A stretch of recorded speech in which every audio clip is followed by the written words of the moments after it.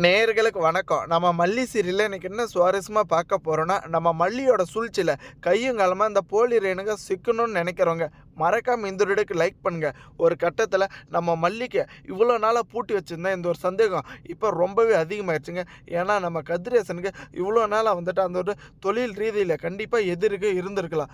ஆனா இவ்வளோ நாளா வந்துட்டு பொண்ணுன்னு இருந்தவ இந்த நிஷாவ கடத்தாம, நிஷா கிட்ட வந்துட்டு எந்த ஒரு விஷயமும் பிளாக்மெயில் பண்ணாம, இப்ப மனநிலை பாதிக்கப்பட்டு இருக்கிற இந்த ஒரு ரேணுகா வந்துட்டு எதுக்கு டார்கெட் பண்ணியிருக்கணும். கண்டிப்பாக அதில் வந்துட்டு ஏதோ ஒரு சூழ்ச்சி இருக்குன்னு நம்ம மல்லி வந்துட்டு இப்போ எல்லாரும் மனசுக்குள்ள ஒரு கேள்வியை உண்டாக்கியிருக்காங்க. கண்டிப்பாக இதில் வந்துட்டு இந்த போலி ரேணுகான்றவும் இந்த சுடரையும் சிக்கணும்னு நினைக்கிறவங்க மறக்காமல் உங்கள் கருத்துக்களை கமெண்ட் பண்ணுங்கள். நம்ம விஜய்க்கும் நம்ம கதிரேசனுக்கும் இப்போ தாங்க கொஞ்சம் இவன் மேலே சந்தேகம் வருது. ஏன்னா இவ்வளோ நாளாக 10 வருஷத்துக்கிட்ட இந்த நிஷா இருக்காளே, அதே சமயம் நிஷா வந்துட்டு எல்லாருக்கிட்டுமே வந்துட்டு கோவக்காரு, யாராக இருந்தாலுமே வந்துட்டு எதிர்த்து நிற்கிறதுக்கு தயாராக இருப்பா. அப்படி இருக்கிறபோது இந்த நிஷாவுக்கு எந்த ஒரு பிரச்சனையுமே வந்தது கிடையாது.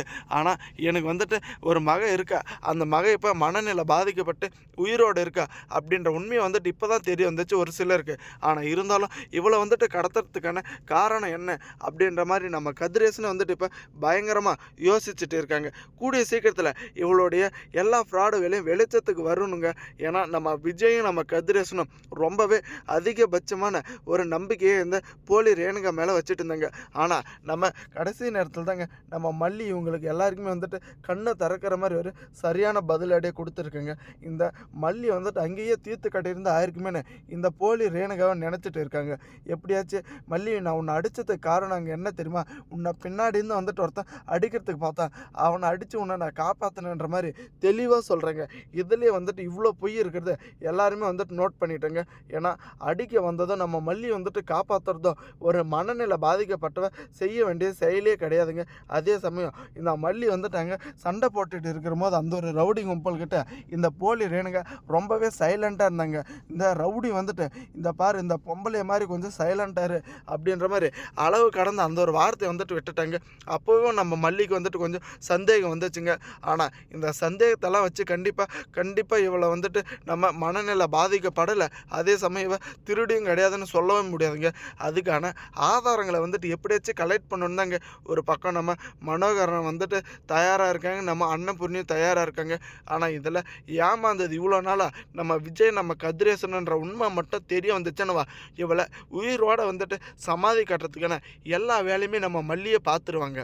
இந்த ஒரு டெண்டர் மேட்டரமா இந்த ஒரு தொழிலை வந்துட்டு நீங்கள் எவ்வளோ நாளாக பார்த்துட்டு இருக்கீங்கன்ற மாதிரி நம்ம கதிரேசன்கிட்ட கேள்வி கேட்டது நம்ம மல்லிங்க. ஆனால் இதில் இந்த சுடரிக்கு வந்துட்டு முக வாடையே கிடையாதுங்க. ஏன்னா அடுத்தது வந்துட்டு உண்மையிலேயே இந்த மல்லி வந்துட்டு எல்லா உண்மையுமே கண்டுபிடிச்சிருவாளோ அப்படின்னு இவங்க திட்டம் போட்டு வந்துட்டு அந்த ஒரு செயலை கண்டுபிடிச்சி கடத்தல் விஷயமா வந்துட்டு இந்த சுடர் இந்த ரகு கிட்ட சொல்லி இப்படி ஒரு காரியத்தை பண்ணாங்க. ஆனால் ஒரே நிமிஷத்தில் இவங்க பண்ணி வச்சிருந்த எல்லா ஃப்ராட் வேலையுமே வந்துட்டு புட்டு நம்ம மல்லி வைக்கிறாங்க. கூடிய சீக்கிரம் இந்த ரகுக்கும் இந்த ரேணுகாவுக்கும் என்ன தொடரு, எதுக்கு இந்த ஒரு வீட்டுக்குள்ளே வந்திருக்க என்ற உண்மையை கண்டுபிடிக்க போகிறாங்க.